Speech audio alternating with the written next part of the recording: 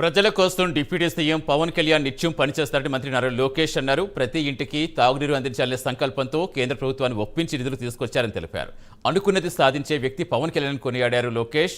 పవన్ కళ్యాణ్ తనకు అన్నతో సమానమన్నారు. ప్రతి కేబినెట్ మీటింగ్లో తాగునీరు ప్రజా సమస్యల గురించి చర్చిస్తున్నామని తెలిపారు. ఇంకా తాగునీరు గురించి నేను చెప్పాల్సిన అవసరంలా. తాగునీరు శాఖ మంత్రి ఎవరు నాకు అన్న సమానమైన పవన్ అన్న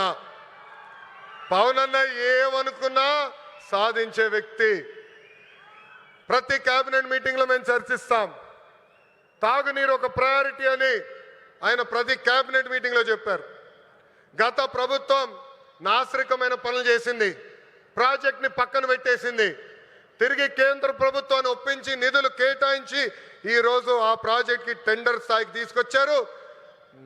నా అన్న పవన్ అన్న త్వరలోనే ఆగిపోయిన పనులని ప్రారంభిస్తాం. ప్రతి గడపకి కుళాయి ద్వారా తాగునీరు కూడా అందించే బాధ్యత కూటమి ప్రభుత్వం తీసుకుంటుందని ఈ సభాముఖంగా తెలుపుకుంటూ ఇంకా